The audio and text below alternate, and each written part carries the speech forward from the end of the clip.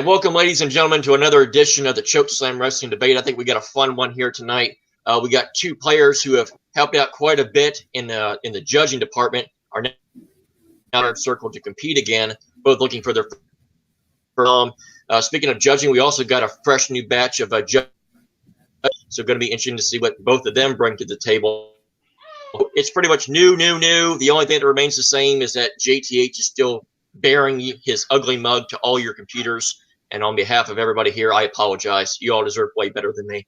So without further ado, for anybody here that's joining in for the first time, that's never seen Chokeslam Wrestling Debate, here's how it's going to work.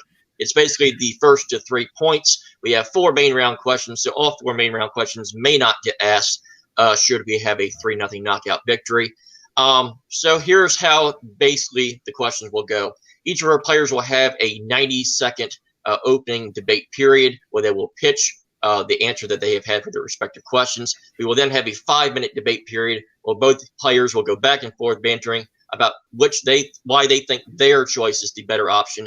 Once the 5 minutes is over, we will have a final 60-second closing argument between our two players. Once both opening and closing arguments in the 5-minute debate is done, we will then go to the 3 judges, myself and the other 2 judges that are here. Basically, majority vote will get the point for that particular question. The first to 3 will win.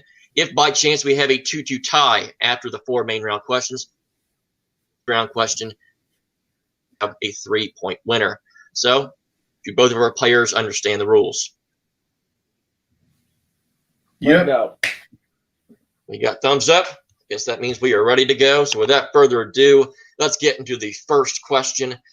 We've got a lot of great tag teams currently in the professional wrestling business, but the question is simply, what tag team currently is the best in all wrestling promotions? So we can go WWE, AEW, TNA, New Japan, wherever you want to go.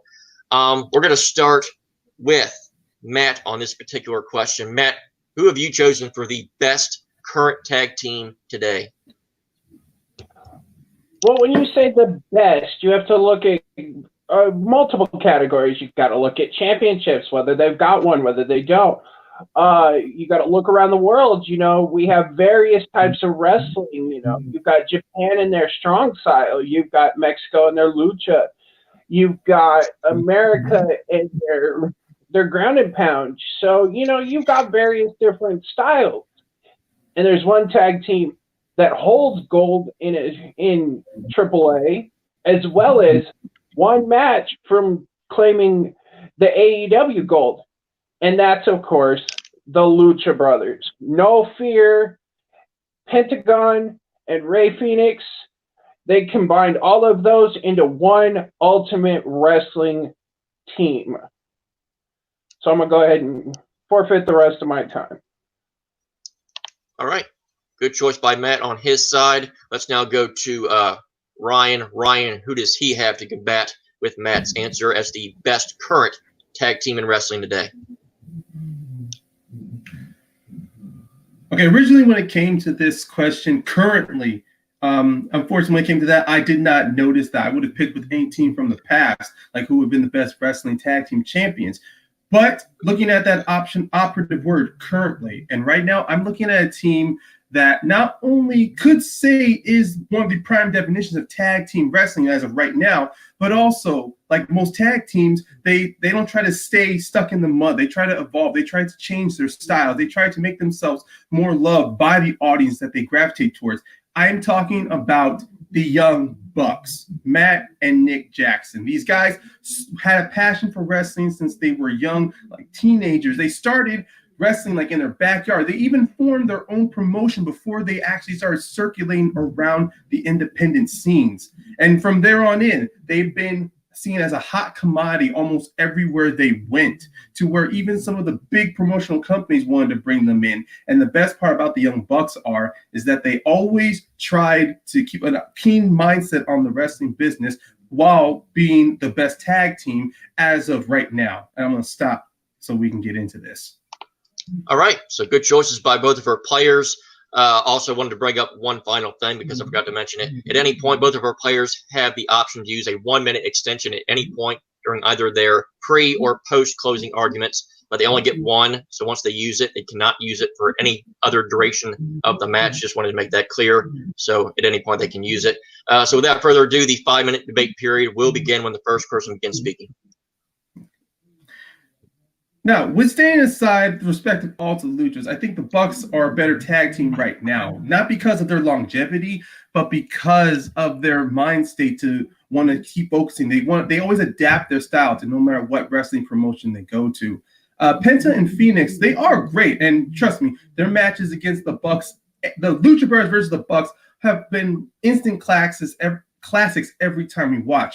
The problem is that maybe outside of AAA or maybe even Lucha Underground, there's not many tag teams out there that say has put on instant classics with the Lucha Brothers compared to the Young Bucks.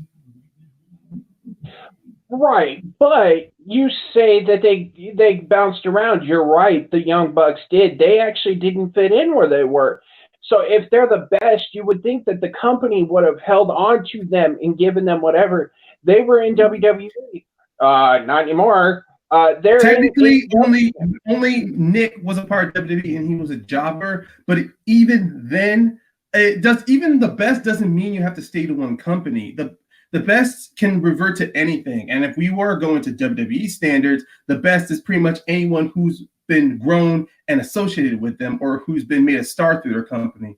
I call the Bucks the best because, yeah, they've been to different promotions. Yeah, they didn't stick around a lot because they didn't want to stay in one place too long. Sure, they would have loved to have gotten those long contracts. But at the same time, when you stay at a promotion too long, you're either slipped under the rug or you're pushed behind the curtain eventually. You can't always be hot forever. With the Lucha Bros, though, Penta and Phoenix are in their own company. Go ahead. When they're doing their tag team title tournament, where are they sitting? Yeah, they were the number 1 seed, but where are they sitting as of tonight? Oh, that's right, on the sidelines. So if they're the best, why aren't they continuing? Pentagon and Ray Phoenix are in the finals. And no, they're in the semis. Semi-finals. But if you're regarding the current... No, go ahead. You said that they don't stick around much. Well, look at Pentagon and Ray Phoenix. They're champions as of now in a different wrestling organization. They put those titles on the line at a different promotions. So they have the AAA belts. They put them on at an AEW show in a ladder match against who? The Bucks. And the Bucks were also AAA champions at Double or Nothing when they fought the Lucha Brothers. I mean, yes, the Young Bucks are not a part of their current tag team tournament, but you know what they did? They put on a great match against Private Party, putting up the young talent. Now, with the Bucks being the veterans they are, being the fact they have creative control at AEW, sure, almost everyone could have said they would have put themselves first, but they chose not to.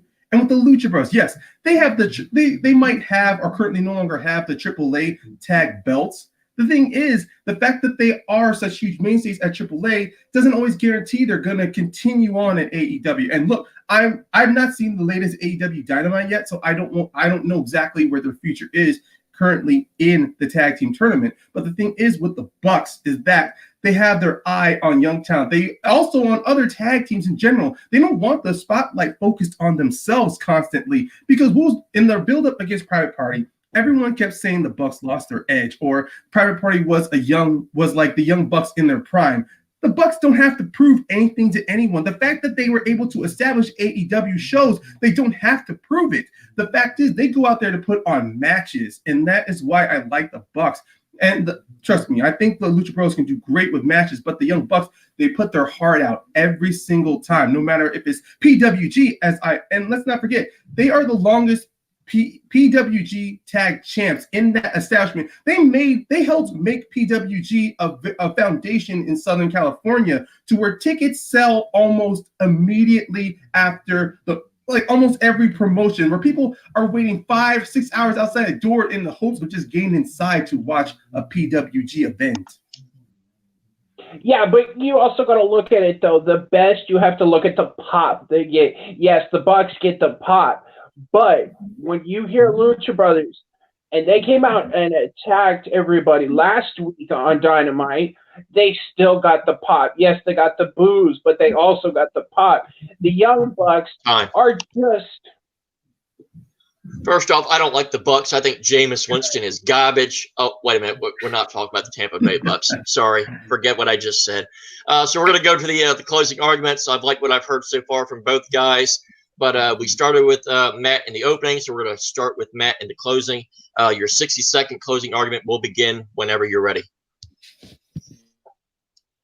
To be the best, you have to beat the best. Guess what? Lately, the Bucks have lost to the Lucha Brothers. Not only are they defending tag team champions, they've put other promotions over on different organizations. If you look at it, most of the American AEW audience, when All Out came out, didn't really know much about AAA. Now, because of Pentagon and Ray Phoenix, they do. They combine various styles from different organizations throughout the world. You've got New Japan and their strong style. You've got Lucha Libre from Mexico, and you've got the American Grapple Ground and Pound like you do from the U.S. The Bucks don't do that. They are spot after spot after spot. All they do is super kick, and that's that.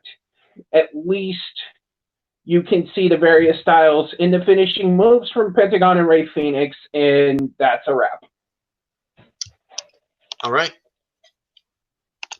Ryan, whenever you're ready.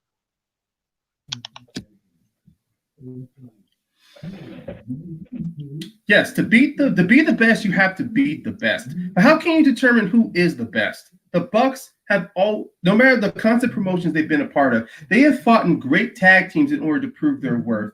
My opponent said something about the Bucks are a constant spot best. Well, the thing is, the Bucks, they tell a story that leads to a certain spot. Yes, they're mainly known for their super kick parties, but that didn't blow up until maybe mid into the late 2000s, or the mid 2010s when that super kick party started to pop.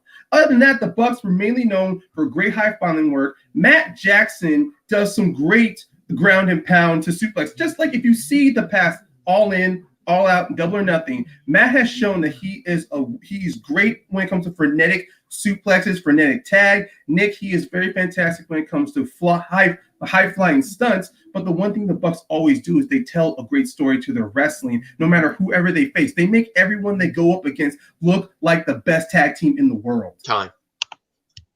All right. That was a good first question by both players. We need an extra 5 minutes just to debate this.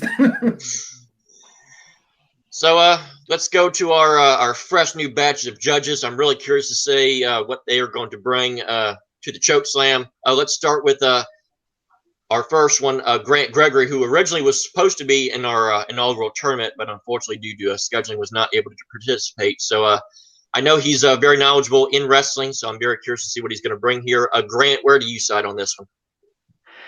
Great argument, guys. It was very, very entertaining. There was some good back and forth. I kind of felt like during that Ryan was arguing the wrong question. He kept talking about how they're good for the company, and if it was who's the best tag team for the company, or the best for the sport in general, I think Ryan would have had it. He focused a little too heavy on that. Matt laid it out simple. They have multiple championships. They've gone to multiple things, and I just felt that for the question which is the best current one, Matt laid out just a little bit more ground points.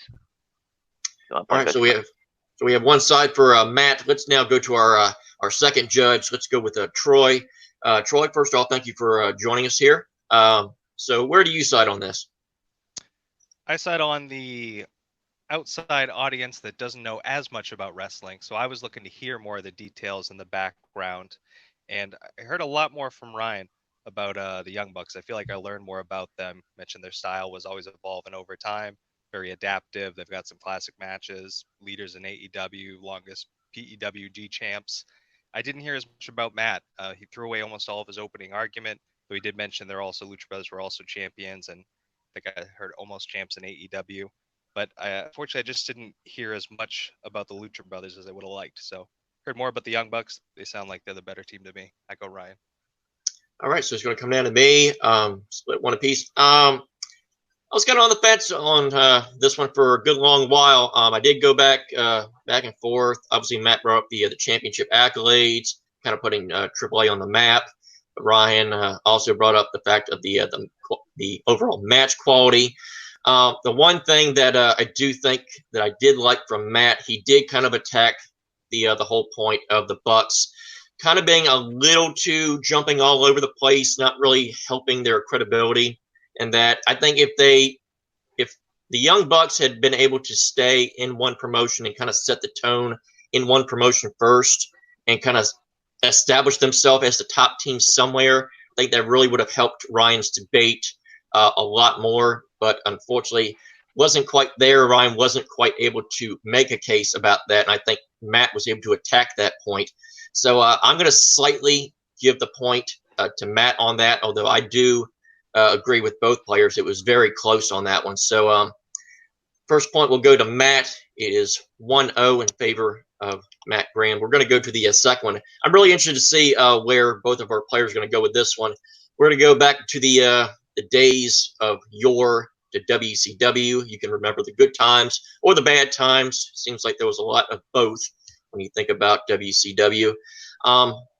Obviously, they've had a lot of great WCW champions. They've had a lot of bad WCW champions. The specific question that we're asking both of our players is, who is the most overrated WCW champion in WCW's history? We started with Matt with the first question, so we're going to start with Ryan in this particular one. Ryan, who is your most overrated WCW champion? Okay, when it comes to the WCW, there is a whole accolade of champions to look at. I mean, you could pick any champion from the latest history before WCW was bought out. But I wanted to focus on during the WCW's early days which helped dictate the pace moving forward. And I chose Ric Flair as the overrated WCW champion. Now, when he was a part of NWA, he definitely helped, he was definitely one of the wrestlers to help define and put importance on the NWA belt. But the moment the big gold belt was introduced, Flair's early years was nothing but overrun with either controversy or through arguments with mismanagement, which led to that moment where he walked onto the WWF with the big gold belt. Now, sure, it makes good for popularity and getting Ric Flair out there, but it also diminishes the belt in as itself.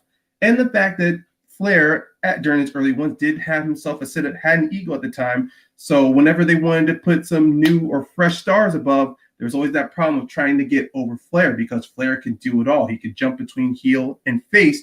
And the problem was, you just could never find someone who can match Flair. Now, it builds a huge mountain too, but at the same time, when you look past, you can't help but think to yourself, Flair could have just moved to the background like he did in the heyday into the NWO war with WCW. But the problem is that Flair, no matter what he does, he's too natural, and it might look good to a promotion, but it hurts you in the long run. So I'm going to pick Ric Flair. I'm going to stop. All right. So we got multiple time world champion Ric Flair on Ryan's side. Matt, who do you have to counter against the Nature Boy? Well, the wrestler I picked is simple. Let me break down one of his matches for you. He gets beat up a little bit. All of a sudden, the crowd goes a little nuts. He stands up. You get kicked in the face with a big boot. He runs off the rope, drops the big leg. 1, 2, 3. Your winner is Hulk Hogan. Now, that man was a heel disguised as a face. And no matter what you did, you could have had him rape Stephanie McMahon, and he still would have been over. But it doesn't matter what kind of match he was in, whether it was with NWO or him by himself. You could tell when the match was over, because he would, no matter if he had been beaten up the whole match or he was dominating it, he would get up, he would hit you with a big boot, give it the drop leg, and 1, 2, 3. So the most overrated character from WCW is Hulk Hogan. And I'm going to concede mine. All right, so we got arguably the greatest WCW champion of all time and arguably the second greatest WCW champion of all time. But we're going to find out how both of our players are going to debate this. It's Flair Hogan. 5 minutes will begin when the first person begins speaking. You say Ric Flair. Ric Flair has probably, like it was said earlier, the multiple world champion. And you could almost say that because of when Flair brought the title from WCW over to WWF, that laid the groundwork for the invasion. So if you're technically an invasion that did not happen, the whole thing fell apart because pretty much because of two egos that were clashing. And now the problem was, when I talk about with Flair is, the multiple times, but during NWA's transition, the split from NWA to WCW, Flair, his multiple runs, it either caused with him being such a vicious heel that whoever they put as a face against him was immediately floundered to the crowd. Like when they had him going against Randy Savage, Ricky Steamboat, they had to have Flair do some very dirty tactics. Now, it might fit to him being the dirtiest player in the game. The problem is that when you have someone that as much of a heel as the Flair the audience wants to hate, who the hell are you going to have after him as the heel? Flair, in business standards, might set such a good high bar, but in the long term, as I've mentioned, it hurts you down the road to where you have no choice but to give Flair multiple title runs. At least with Hogan, during that. No, go ahead. But like you said, But like you said, exactly. He was so good, they had to continue giving him multiple runs. And him being the ultimate heel just means that nobody could step up their game and do that. So that would make him underrated because of the fact that because nobody could keep up with him. Nobody could keep up with him. You look at Hulk Hogan, on the other hand, that man was beloved by everybody, but he pulled some of the dirtiest tactics in WCW, but he was still over. So you set up a match. Okay, you're going to come at me. You're going to beat my ass. I'll beat yours a little bit more. You come back at me, and in the last second, I'm going to kick out. I'm going to get ahead of steam. I'm going to boot you in the face, and I'm going to drop the big leg over you, and we're going to count 1, 2, 3, and I'm going to win. That makes him overrated. You can see how that, no matter what, the crowd went crazy when he did that, when he was a face or a heel. It did not matter. Even the moment they did turn Hogan heel, WCW pretty much gave the crowd free range to hate Hogan no matter what he did. That revitalized Hogan to him having long reigns with the WCW belt. His title reigns, whether you hated them or not, they actually stayed in your mind. You can remember that long year feud he had when Sting became when he became the Crow Sting. When it came to Flair, he had these very short feuds with other wrestlers that you would have to research to find out who he faced. When he was in WCW, when Hogan was the heel, guess who was automatically the face? Not any of the young guys, not anybody who was trying to be the brand of WCW. It was either three people: Roddy Piper, Ric Flair, or at times it was interchangeable amongst Lex Luger or Sting. Before Sting decided to become the free agent, with Hogan brought WCW to a new level to compete with the WWF. I'm sorry, but Flair could not do that, no matter how many times he was champion. But like you just said, it came down to one of three people: Roddy Piper, Sting, or who was the third? You're right. Wait a minute. Your boy, Ric Flair. Ric Flair nowadays is still on TV. He's actually on TV more than Hulk Hogan is because he's still so appreciated. If he was so overrated back then, they would have pushed him aside. No, they keep bringing him back. The business practices back then is completely different to now. To when you see someone overrated, they're pushed aside. It forward. actually what he did back then brings it forward. If you're telling me you took any casual WWE viewer and went, woo, you wouldn't know that they wouldn't know that you were either talking about Charlotte or Ric Flair. You know, oh, come on. Whenever you hear the phrase, what you gonna do, brother? That is Hulk Hogan. Hulk Hogan had, when it came to his promos and to his moves, everyone knew that iconically. The fact is, with Hogan, he had a better brand than Ric Flair. Damn it. All right. So the 5 minutes is over. We're going to go to the closing arguments now. We're going to start with Ryan. Ryan, whenever you're ready, your 60-second closing argument can begin. Real quick, guys, don't get caught up too much in the minutia. I want to hear about why they're actually overrated as wrestlers and champs.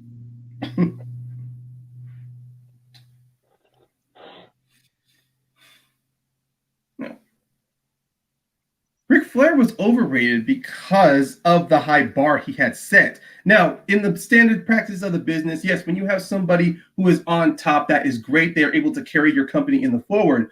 But eventually, long term, when you were looking at things, especially in wrestling and entertainment, a good act can go stale very fast. Now, the fact that Flair, he would switch back between face and heel so much currently that he was no longer clarified as anything.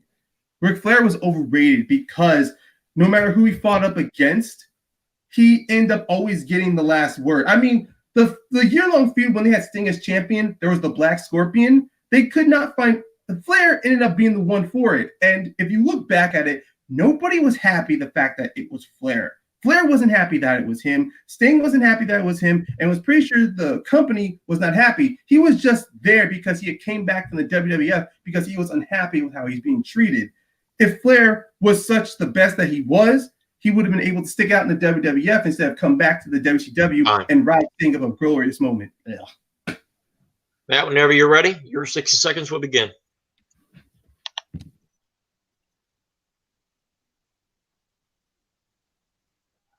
Hulk Hogan is overrated because you know how his match is going to go. You're going to know it's going to be, you're going to beat me up, he's going to beat you up, you're going to beat him up, then he's going to get up after the second and go, all right, brother, and he's going to do his little ring strut, he's going to throw him off, he's going to get they're going to get a big boot, and then the leg drop, and then you're going to get 1, 2, 3. And that's every Hulk Hogan match of all time. Ric Flair isn't over. He defined the word tweener that back in the WCW era wasn't even invented yet. Yes, he was actually able to jump back and forth.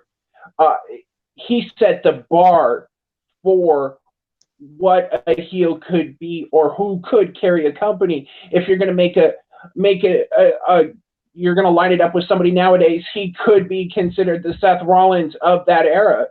So Hulk Hogan's overrated because big boot, 1, 2, 3, it's over. All right.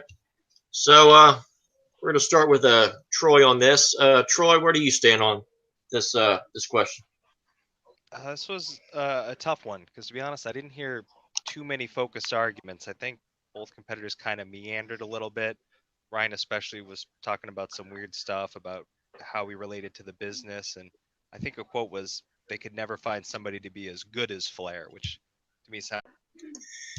All right, we're going to go to me next. And the thing that I found interesting about the particular question was most overrated WCW champion.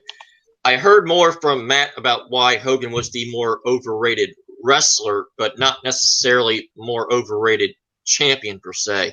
He never really focused anything about any particular title reign that Hogan had.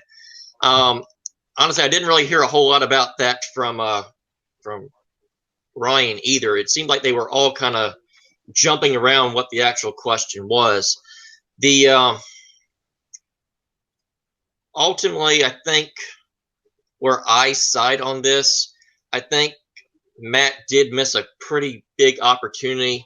Ryan in his closing argument talked about the fact that, Flair's, title reigns kind of got, stale and repetitive. And Matt could have just jumped right in and said that was Hogan every single time. Stale title reign. Everything got old. Unfortunately, Matt didn't jump in on that. I thought that was a golden opportunity for him to kind of steal that point there. Unfortunately, didn't get that from Matt. He brought up the competitive match. Unfortunately, I think he iterated a little bit too often. I would have liked to have heard a little bit more, something different. So me personally, I'm going to side with Ryan on it. So again, we're going to be split on this. It's going to come down to Grant. Grant, where do you side on this? You jerks. All right, so pretty much WCW for me was my golden era, so I love everything about it. And when I first heard this question and you still had it, I had no idea which way I would argue for either of them. So it was a good argument. I just felt like you were treading water with more. So the question was, which one of the two is less iconic than the other? Ryan did mention more about what Flair was like with his continual runs, and JDH pretty much stole what I was just about to say with Ryan. Ryan had the slightly better argument why he was a more overrated champion versus a more overrated wrestler. So I'm giving the point to Ryan. All right. So after two questions, we are tied up at one apiece. Going to be interesting this next one because at the time we were recording this, it is Wednesday night. We just had another fresh AEW television taping come and go. So AEW is now fresh in our minds. And we wanted to ask a particular question, not really so much from the match standpoint, but kind of the mic skill point. Obviously, we just talked about two of the arguably greatest mic talkers in the business in Flair and Hogan. So in the AEW category, we wanted to ask both of our players which current AEW performer has the best mic skills.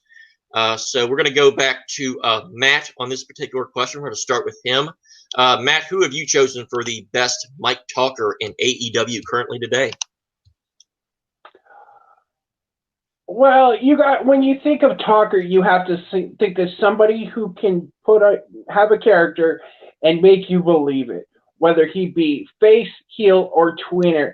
The person I chose as a tweener, he looked at the camera, gave it a big kiss, and then looked at it and said, "It's now a paradigm shift." And of course, that's Jon Moxley. When he was in WWE, he was given a script. You could tell that he was just kind of phoning it in. He was giving what he wanted, but it wasn't him. He gets to AEW, he releases that amazing video we all saw of him breaking out of prison, doesn't say a word, but you know what it means. Then, at All Out, he comes out, hits the paradigm shift on Jericho, hits the referee with the same, picks up Kenny Omega, does the same to him off the chips, and backstage he looks at the camera and says it's a paradigm shift. And you knew from that minute that Jon Moxley was here to stay. All right, Sorry. So we have Jon Moxley, FKA Dean Ambrose for the people out there at home. So now let's go to Ryan. Who is he going to combat with Jon Moxley? Wrestling promos nowadays are really hard to come across because you either have minority of fans who are well into the business and know exactly how a promo is, so it's hard for a wrestler to actually get you to either like him or hate him. And it's double hard on both sides in the end. So for me, I picked someone who currently now in the AEW, no matter the moment he comes out there and he starts talking, the way he looks, the way he's presented, makes you want to hate him. And I'm talking about that scarf-wearing, suit and tie dress man, Maxwell Jacob Friedman, the guy who always ends his promos saying, "I'm better than you, and you know it."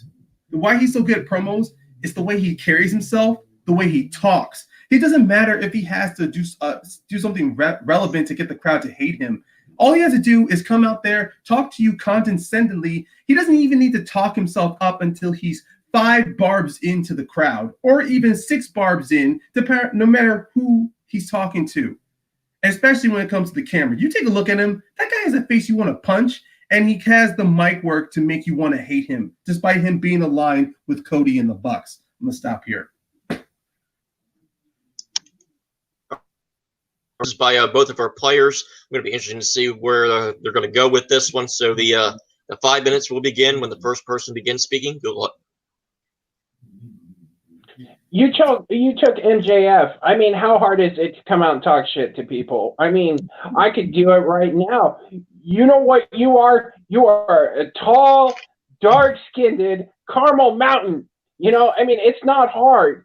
I mean, all he does is talk shit. Max, let me talk to you. Wait, Max, let me tell you one thing for a second. Okay, Max, can I call you Max? Because apparently that's the name I'm going to fit to you, because Matty G is not something I would condone to you because you're not cool enough. Okay? When it comes to talking trash to someone, anyone can throw an insult. It's having the confidence to back it up. It doesn't matter if you're going to get hit in the face. You got to go toe-to-toe with one person and just go, I don't like you. Everything about you I hate. And actually have the means to actually say it. That's what MJF does. When I saw him doing a promo at Double or Nothing, he got everyone in the crowd to hate him before he even made that barb at Bret Hart, who months ago at the Hall of Fame got tackled.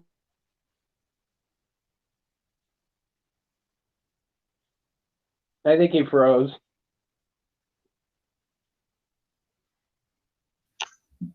With Moxley, okay. Let's just say, yeah, I had a lag, so you go right ahead.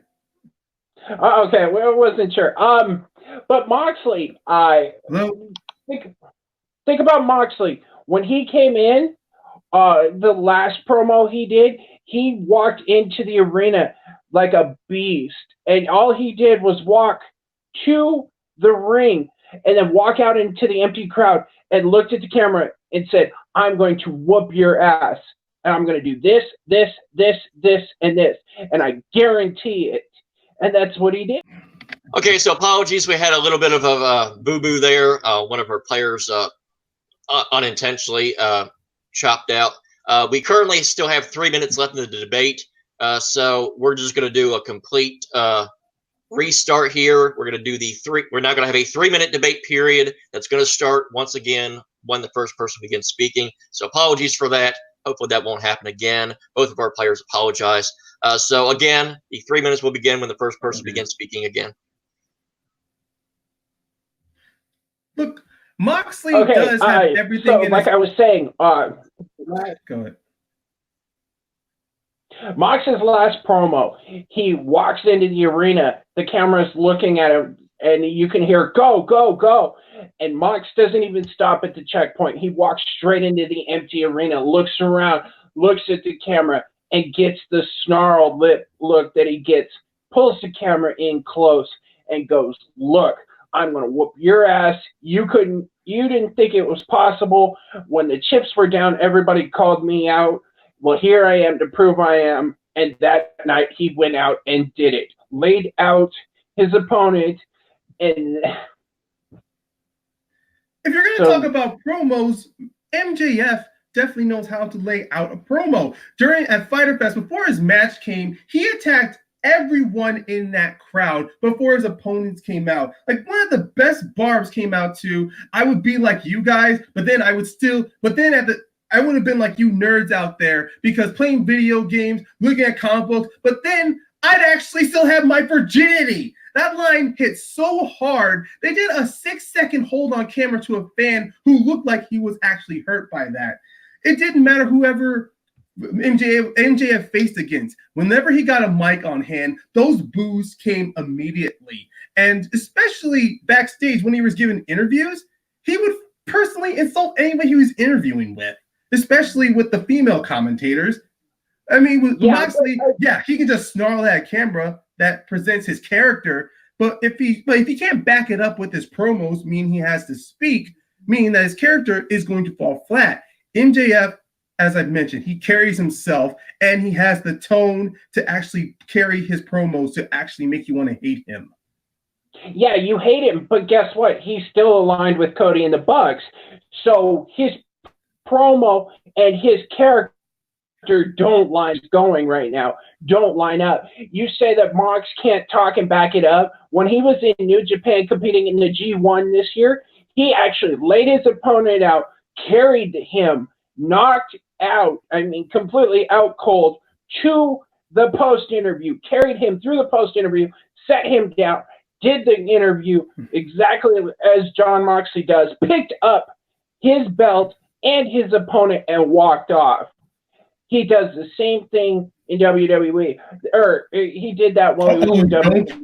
Get on to WWE, because let's just say when it came to MJF, WWE, like, yeah, Moxley, he's this way now because he was held back in WWE. That gimmick he did in his promos in New Japan and in AEW are not as different in WWE. The difference is that Mox is actually, he's given the freedom to do it. When MJF was in MLW, Major League Wrestling, he didn't have to be restricted. He was just given a mic and he would lay into you.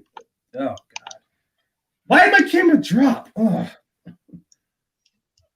All right, so this obviously because of the calamity here, this closing argument is going to be very important, I think, for both of our players.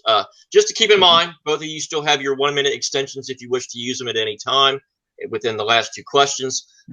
Again, we're going to go back to Matt for your closing argument, your 60 seconds. Again, should you choose to use your extension, you can. Do it. You're going to do it? Okay. So your 2 minutes will begin whenever you're ready. You have a character. You need to get him over. You need to have mic skills. When Jon Moxley comes out and talks, you know he's going to back it up. You know he's got the drive, the force, the brutality that he has. When he was in New Japan, he carried an opponent around. He carried his knocked out opponent to the interview, gave the same exact, I am going to rule this roost interview like he does, and carried him out, as well as a championship belt over the opposite shoulder. If you look at him, when he talks, he demands your presence. He's not one of these, I'm a pretty rich white boy who you can bend over and kiss my ass because I look like this, I'm better than you. No, buddy, I paid you to talk. You don't treat me like dog shit. That is exactly what MJF thinks he is. He's a pretty white boy with a big head. He may be, and you look at his character. His character is this pretty white boy who is better than everybody else. Guess what? Right now, he's aligned with the faces. How do you have a heel persona with the face? You can't. If he was aligned with Jericho, that might have made things a little better. All he does is come out, pick somebody out of the crowd, and talk shit. Moxley, on the other hand, comes out, tells you what he's going to do, how he's going to do it, and then backs it up. I'm sorry. How many wrestlers could have a sloppy, wet kiss to the camera, tell him that he has come to have the paradigm shift of professional wrestling and make a mainstream audience bloodthirsty? Only Jon Moxley can do that. And I'm going to concede the rest.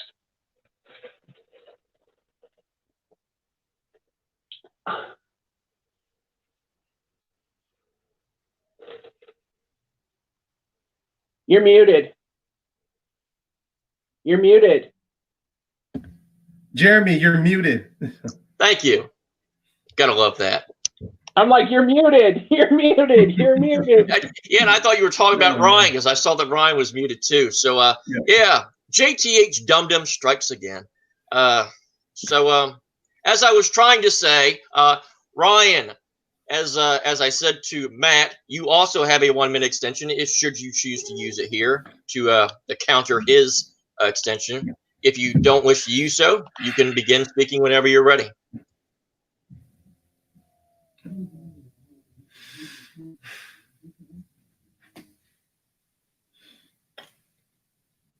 Maxwell Jacob Friedman. Just the name alone gives you like a taste in your, like a bad taste in your mouth whenever you say his name out loud. MJF chose that name for a reason. He had his character nailed down the moment he came to AEW. When he was in MLW, forming his character, getting his promos down to perfection. So the moment AEW, or at the time when All In, you knew that this guy, there's just something about this guy that made you want to punch him in the face. And the moment he was given a mic at Double or Nothing, oh, trust me, brother, you did not like him one bit. Despite himself aligning with Cody Rhodes, the fact is, the moment he is in that ring, He is, without a doubt, a bona fide heel. And I say that truly as a heel because nowadays heels are harder to come across because everybody wants to like the heel. MJF gives you a reason to hate him. He doesn't care you like him. He will talk you down. He will insult you. He will do all that with a big-ass smile on his face. All right. Interesting. Ryan chose not to use his minute extension, so he keeps that in his just for insurance. So to start with me, and I gotta say, despite the in that particular question with connections and all that, I liked that both play in different with their respect. Brought up, I like what Ryan brought up as well. Something that Matt said interesting though, that I think actually kind of worked against him. He kind of brought up the fact that MJF kind of uses the insult card a little too often, which in a way actually kind of helped Ryan's argument a little bit because not many wrestlers can actually get away with doing the casual insult thing and actually still getting booed. That doesn't usually work in wrestling anymore. And the fact that it actually does work and then he does get booed, I actually think kind of strengthened Ryan's argument quite a bit, in my honest opinion.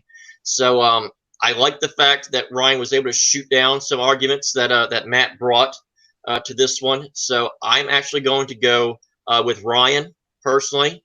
So let's now go to Grant. Grant, do you agree with me or do you side with Matt? I disagree with everyone because the answer is always Jericho. No matter what thing it is, whoever's the best on the mic, it's always Jericho. So, but that aside, no, it was an enjoyable argument. Dropout aside, I felt like Matt was focusing a little bit too much on his wrestling matches and stuff that he was doing outside of the promotion. He did have Matt did have the stronger of the two final arguments. So I'm tossing up between. I like what Ryan said about how he described why he's better on the mic because he goes out there and then when Matt said, well, he goes out there and insults. Ryan had already stated that's what he does. That's how he gets people off. And Ryan explained to me just a little bit more why he was better on the mic, not how and what he did on the mic. So I'm giving the point to Ryan. All right. So Ryan gets that point, 2-0.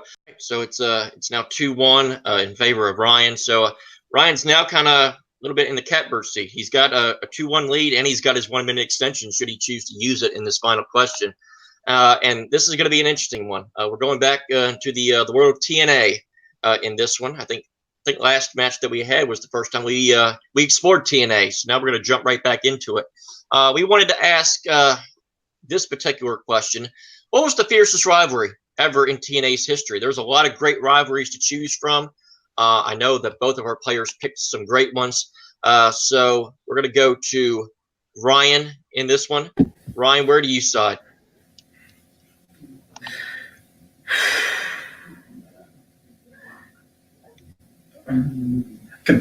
This one was definitely the more hardest out of all the questions. To go to TNA, there wasn't much that came to me fresh. So when I looked into TNA's past, all of a sudden that answer was right there, smack in my face. The best rivalry the best rivalry in TNA or Impact was AJ Styles versus Christopher Daniels. When these two started in the early days of TNA, AJ Styles and Christopher Daniels, those two men were the foundation of what became the X division in Impact now. Their matches were pretty much the highlights, the foundation, the bread and butter to help get TNA's name out there to new fans, to show everybody of the different alternative styles of wrestling. And even when it came from their one-on-one rivalry to a 3-person tangle with Samoa Joe added to the mix. But nothing changed throughout when it was for the X Division title, either if they were tag teams or when they went for the singles belt. The fact that these two men have been friends to bitter enemies to rivals shows that these guys, no matter what side of the fence they're on, their rivalry will always get fans invested, and no matter what state TNA is in, will always bring fans in. Because the moment you hear about an AJ versus Christopher Daniels match, you're automatically hooked in because of the history between these two men. And even before they left Impact for good to go do greener pastures, you can always look back at the rich history of TNA because of the rivalry formed between both AJ and Christopher Daniels. Time. Oh, damn. All right, so we got AJ and Daniels on Ryan's side. Matt, who have you chose for TNA's fiercest rivalry? When you think of TNA or Impact, you have to look at its history. And TNA and Impact started getting bigger after ECW went off the air. And of course, what that brought in was weapons and violence and gore. So when you think of that, who do you think of? You think of Raven and you think of RVD. Now, yeah, you could say they pretty much had some of these matches in WWE at the time. Sure, but when Raven carried out the hardcore title, what kind of rules did they call it? They called it Raven's Rules. So you may think of, you may go to like his and Christopher Daniels and AJ Styles. But if you look at the rich history and the back and forth, you have to go with the blood and the gore between Raven and RVD. All right, so kind of complete different spectrums on this particular question. We've got RVD and Raven, and we've got AJ and Daniels. It's going to be interesting to see how both of our players will combat this. The 5 minutes will begin when the first person begins speaking. Good luck to both of you. I think it's kind of funny when you talk about how when TNA started bringing in weapons with RVD and Raven, that it made things a little better. In a way, it spiced things up, but it didn't really help get the attention that TNA wanted. AJ and Christopher Daniels, through their style of wrestling, was able to get attention because not only were their styles fast-paced and frenetic, but they also told stories. Their rivalry helped spread the word of mouth about people getting interested in TNA. So as I said, it helped build the X division. They literally built a new division of wrestlers for people who want something different and exciting. With RVD and Raven, though, the rivalry, it just, like you mentioned, it reminded people of ECW. It may be good in the short term, but when you're trying to build a new company like TNA was at the time, RVD and Raven was pretty much just nostalgia fuel, well, compared to AJ and Christopher Daniels, who were that new talent really grabbing the minds and hearts of everybody in their audience. You talk about that, though, but you say that they have all these, 5-star matches like that. They've had better matches since then on WWE. As a matter of fact, recently... Their better matches were due because of what they did in TNA. I mean, they're completely different writing team. They took the style of their style. They may have been started there and brought it and made it mainstream. Back then, TNA wasn't the popular brand. As a matter of fact, it still isn't. If it wasn't for them, popular, but they got people's attention because of the alternative style they were presenting compared to the apparent company. AJ and Daniels were that alternative style, as I've mentioned, because of what they did in the ring. Whenever AJ would ever do like a flip off the top, or whenever Daniels was able to do something risky off the top rope, it's because of the rivalry and how much these two men wanted to beat the hell out of each other is what made everyone involved into it. It was much better storytelling with their rivalry compared to RVD and Raven just immediately grabbing a kendo stick or a chair just to beat each other down. The fact that these men wanted to prove they were better than each other. But you talk about that. When they introduced the hardcore title, that was about the time that ECW and hardcore wrestling was starting to stop on WWE programming.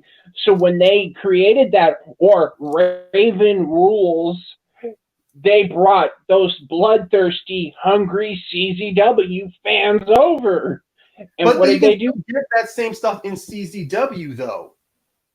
CZW was started because of the of the deathmatch wrestling that was in TNA.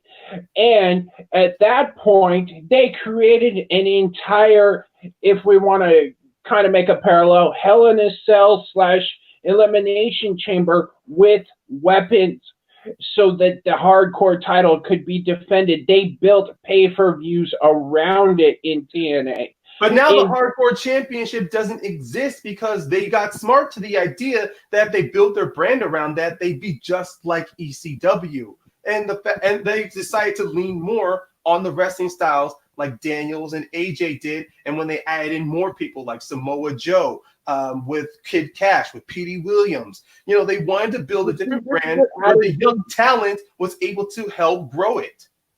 You're adding people to the equation. You're not keeping it centered between the two of them. No, I'm saying that they inspired to bring in new people to add to the formula. I'm not trying to deviate. I'm just saying you're deviating.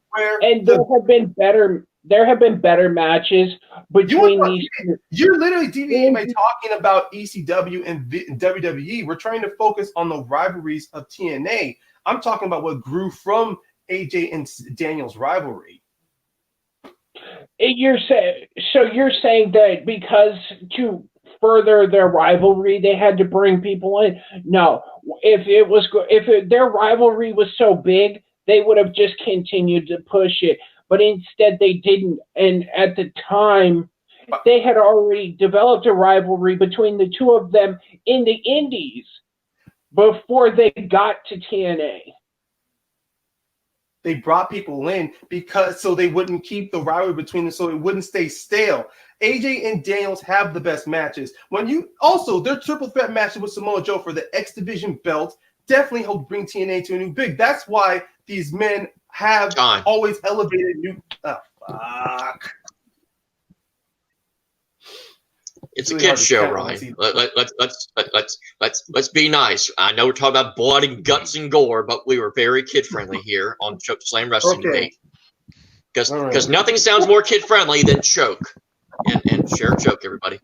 And slam. So we're gonna go to the closing arguments. Ryan, whenever you're ready, your closing argument. I will use my main extension. I figured you would. So your 2 minutes will begin whenever you're ready. Fiercest rivalries. Well, what makes a rivalry very important is, of course, the people involved, AJ and Daniels. These two men just started off as just simple competitors, just wanting to show the world what they had. The moment they started bringing in champions, or when these two men became the focus of their X division, that's when things really started to get personal and fierce between them, to where their matches always ended in one of them either winning through like some very not controversial but high spectacular fashions, or either through controversial to where neither man could continue competing, or to where one man had to cheat to win.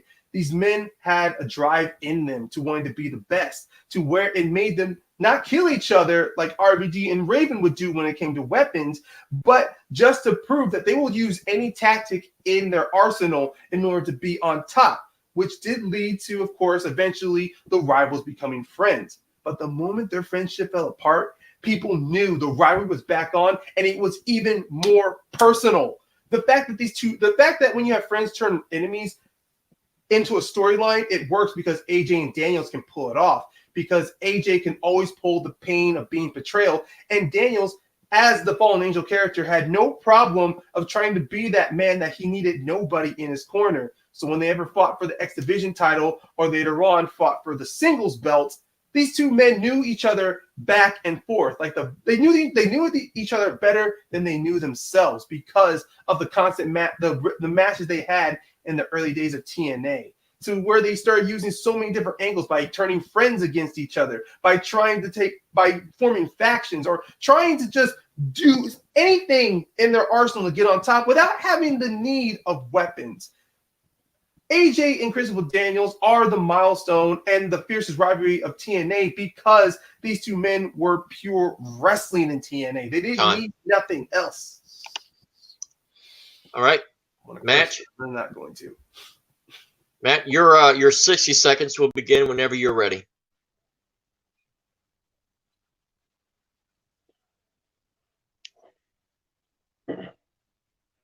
in TNA today, if they have a weapons or hardcore match, they're going to refer to it as Raven's Rules because of the rivalry between Raven and RVD. Whether that means they were in their Elimination Chamber style match with weapons or just beating the hell out of each other to bloody pulps. When the time that this rivalry began, ECW was falling. They had fallen apart. They were on their way out. So they were looking for a couple of people to bring those fans over. And that was the Raven versus RVD era. You had RVD, who was ECW champion for a very long time, versus the new kid who had been running TNA's hardcore division, or as they were calling it, Raven's Rules. So that in itself, if you fast forward to today, is still referred to as Raven's Rules. Christopher Daniels and AJ Styles have better matches in WWE. All right. Matt snuck in that last little bit there. We'll see if Daniels it does him was any never good. in WWE. Jeez. All right, so we're going to go to our judges. We're going to go back to Grant. Obviously, if we end up siding with Ryan on this one, the match will end.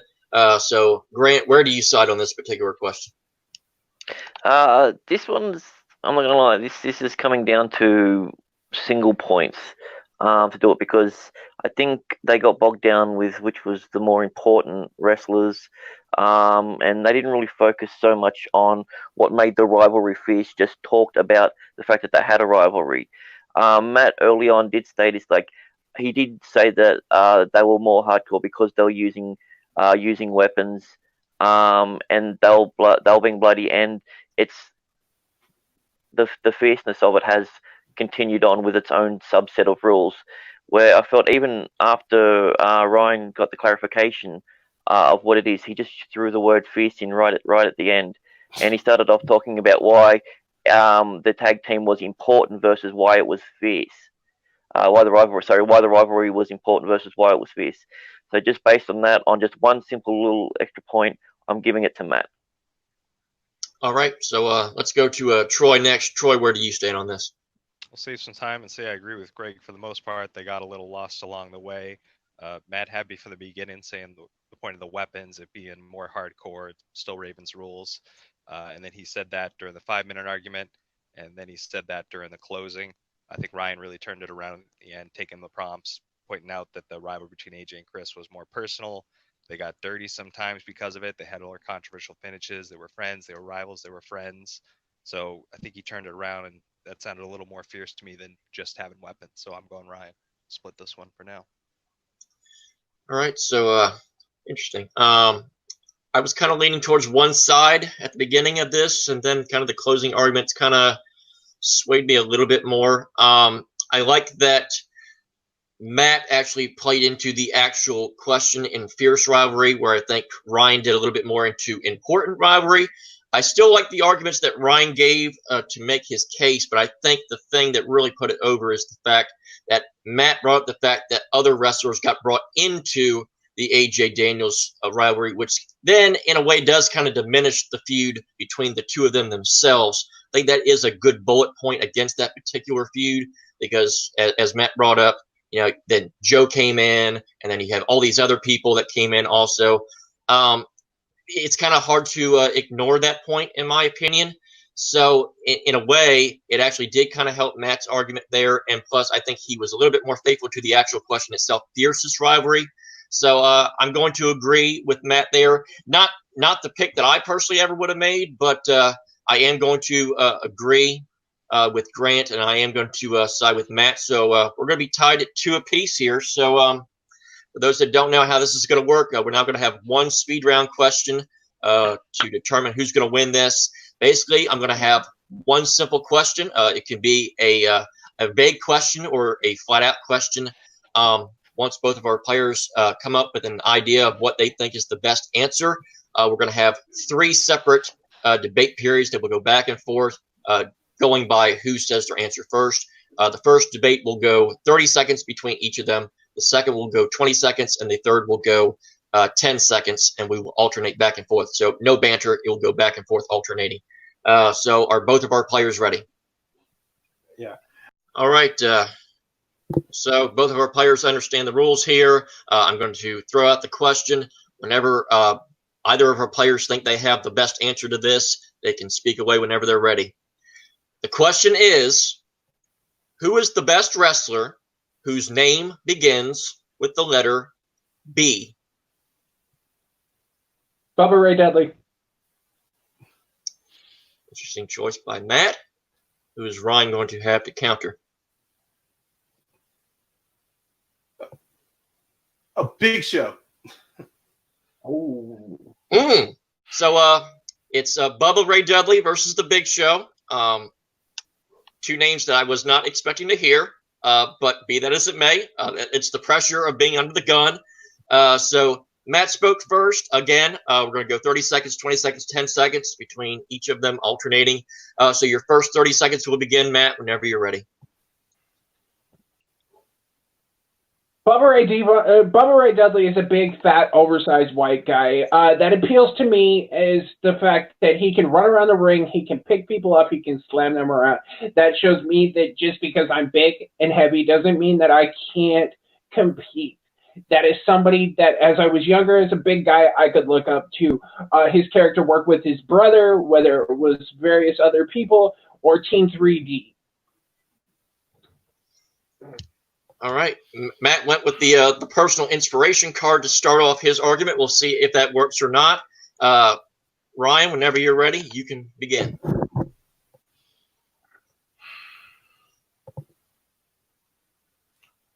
When I got into wrestling, I got into WCW, and there were 5 wrestlers that got in my mind. But the one who immediately stood out to me was the Big Show, or his wrestling name, The Giant. Because of his weight and stature, he always seemed as that mountain that you couldn't climb, or someone you had to beat in order to prove yourself as the toughest guy. And that carried his way into the WWF or WWE. And not to mention, he has won singles championships in WCW, WWE, and in the WWE's version of ECW, to show that this man, when you see a belt put on him, you can tell this is a hard man who's going to be tough to beat. All right. Second debate period. This will be 20 seconds long. You've both heard each other's arguments. Now you can go into a little bit of banter between the facts. Matt, whenever you're ready, your 20 seconds will begin whenever you're ready. Big Show falls under the same category as Hulk Hogan. He's going to get beat up a little bit. He's going to stand up, and he's going to drop you. Yes, he may have had championships. He may have done that, but it's cut and paste. Basically, you beat him up, he beats you up, he picks you up, he hits you with a chokeslam, the match is over. With Bubba Ray, he took losses. He got beat up. He got put through tables. Ryan, whenever you're ready, your 20 seconds will begin. The Big Show took losses left from right because they won. He was the man who the wrestling organization used to get the other guy over. Bubba Ray, he was always considered a tag team wrestler. No one ever saw him as a singles wrestler until later in his career. Big Show, at least you can see him. He did singles. He did tag teams. He even did the middleweight belts like Intercontinental and United States Championships. Time. All right. It's very close, in my opinion. The final 10 seconds, very important 10 seconds for both of our players. Matt, your 10 seconds, your final 10 seconds will begin whenever you're ready. Bubba Ray competed in everything. He was a tag team champion. He was WWE champion, and he has competed in various other matches. He competed in the original TLC with the Hardys. Time. Ryan, whenever you're ready.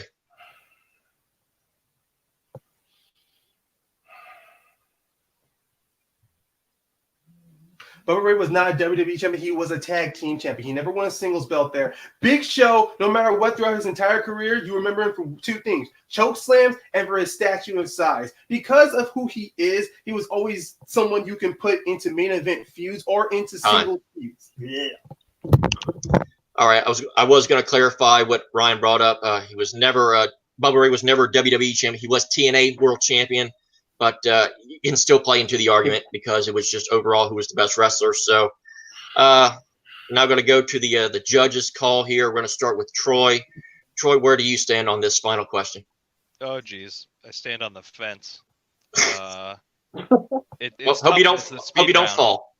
I guess I got it, otherwise we'll be here all night. It's always tough in the speed round because you don't have as much to go off of.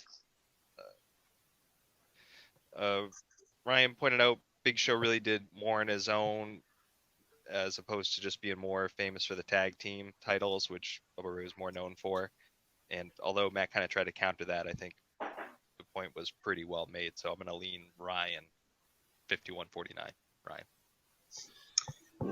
Interesting. I was kind of 51-49 the other way. I actually was siding a little bit more on Matt's side. I like the fact that Matt did bring up the latter part of Bubba Ray's career, pretty much when everybody had pretty much written off Bubba Ray as a character. He then reinvented himself, became TNA World Champion. So I liked a little bit more from Matt's side. He did bring up the fact that he did kind of revolutionize his character after they were a tag team with Devon. So we're kind of split here. Grant's going to come down to you. You're going to decide who wins this match. So no pressure. Awesome. So to the person I don't pick, I apologize for pissing you off. For this match has been going on for an hour and 20 minutes. But for me, this unfortunately this isn't a contest. Someone laid out what their argument was from the beginning. They reiterated it each time, and they just built on it. I want to say congratulations to the person that won this match, Ryan. All right. So with that being said,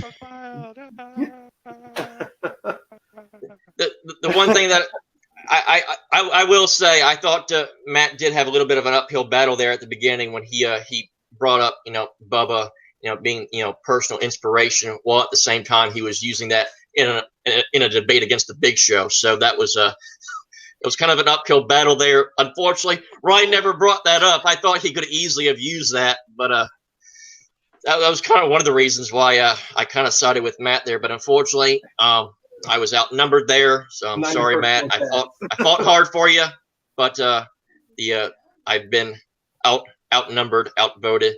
So with that, the winner of this match by a score of 3-2, a very hard-fought, competitive match tonight, Ryan Payne gets in the win column, although had to fight for every second. You lost your camera a couple times. We had to hook you back in. I literally fought to get back into this match while I was fighting. So you started off that promo with a lot of. So where do you stand? How do you address how you played your first stint and your second stint of this match? One thing is for sure. I thought I would have learned this lesson by now. I need to be more focused, not just on the question itself, but also I need to bring up examples. But trying to talk around the question, or just trying to make a story around it, it might work when it comes to opening and closing arguments, but completely when I'm going back and forth with an opponent like Matt, I need to bring in more hard facts, more examples in order to. I mean, for Christ's sakes, I could have gotten Ric Flair better if I remembered certain moments of him as champion, at least with the Young Bucks, though. I mean, for me, with the Young Bucks, I remember their times of Ring of Honor, New Japan, and AEW, but I didn't bring in Ring of Honor and New Japan. I decided to be more current with them because I mainly focused too much on the current. But that being said, when I look back at this video, I'll realize what I didn't focus on. Just make sure I'm more prepared this time in the future and not let who I'm facing intimidate me. Well said. So with that said, we now have to go to our unfortunate loser. Matt, I have to say, though, you made great strides, I think, compared to your first match. Obviously, we appreciated you coming in on such short notice in that first match. Obviously, it was a little unfortunate. You kind of were behind the 8 ball from the start there, but we commended you for coming in there. You stepped up leaps and bounds in this match. You really showed your full potential with this particular match. Although not on the winning end, how would you address how you performed tonight? Well, going back to that first match, my ass still hurts from that beating. But honestly, you know what? I fought as best I could. Sometimes I threw that counter that he didn't see coming. Other times he hit me with it. I'm exhausted. Like this was awesome. Credit to Ryan. This was fun. Let's do it again sometime. Just not in a sports match because I'm pretty sure you'd sweep me in that. All right, so with that, we're going to close up shop here. Just an amazing match, if I do say so myself. It's late. We're all tired. Well, I'm tired at least. Some of us might not be. So let's wrap this all up. Let's go back to our winner tonight. Ryan, where can the good people find you on social media and online? Well, online you can find me on TMG. I judge most of the matches, or whenever match comes up, either in Sports Battleground, Game Zone. Also, if I'm not playing Chokeslam, I'll judge a Chokeslam match. And also, you find me in any trivia match that comes across from here. Hopefully, I will get to the point where I will, host a trivia match. But right now, I'm enjoying myself just playing at this moment. Yeah, you can just find me here or on Facebook. Hit me up. We can talk shop, wrestling, games, anything, honestly. Well said. And now we continue with my JTH tradition. We're now going to look over to Mr. Matt Graham. Matt, where can the good people find you? You can find me at Facebook at Matt Graham. You can find me. I judge matches from time to time. Compete every once in a while, as you can tell. And Tuesday nights at 11 o'clock EST, you can find me and my interesting group of friends as we discuss after dark topics. This week, we're going to start opening it up to viewers' choice. So keep an eye out for various polls. I like how you said the word interesting and kind of emphasized that part. And I couldn't agree more on that. So now let's go to our fine panel of judges, our new batch. I got to say, I was very impressed with what they brought to the wrestling discussion. Let's go over to across from Matt, Mr. Grant Gregory. Where can the good people find you online? Well, you can find me anywhere where there's good trivia, good debate going on. I'll be facing Brooklyn for the Game Zone title sometime soon, so look out for that. And if you get a chance, definitely check out Matty's show. It's a hell of a good time. It's very funny. Well said. Now we go down into the bottom left corner. Troy, where can the good people find you on social media? You can find me at the Merlot line on Twitter. I don't tweet much, but for some weird reason you want to follow me, it's at the Merlot line. Bonus points if you actually know what that means. Give me about 5 minutes after I look it up, and maybe I'll get those bonus points. Yeah, for next year. I pretty much assume it's the point where you stop pouring them to the Merlot, but that's just me. Nope, hockey related. Yeah. Because Ryan, there is no point where you stop pouring Merlot. Yeah, it's out of the bottle. Exactly. Get another one. It's just part of adulthood. And now everybody can find me on social media at WWEJTH1. Kind of the same boat on Troy. I don't hardly ever tweet anything either. I don't understand why it's called tweets. If it's called Twitter, shouldn't they be called twits? But that's just me. I guess we just don't want billions and billions of twits in the world. But you can follow me, WWEJTH1. You can follow me on YouTube, JTH. I do my own personal reactions on that particular channel. Holy shit, you're that guy! I'm just kidding. What? And for a split second, I actually felt somewhat famous. I'm just glad I got to react to you live for once, instead of just on my computer. What a great... All right, gentlemen, on 3, we will react to it. 1, 2, 3! What? Your reactions were better than any of my videos. Thank you very much. And now we have the thumbnail. And be sure, comment below, talk about how great JTH is and how great his reactions are, or how much better their reactions were better than mine. It won't bug me any. So without further ado, thank you for tuning into this edition of the Chokeslam Wrestling Debate. We will see you next time. So until next time, on behalf of everybody here, we all bid you adieu.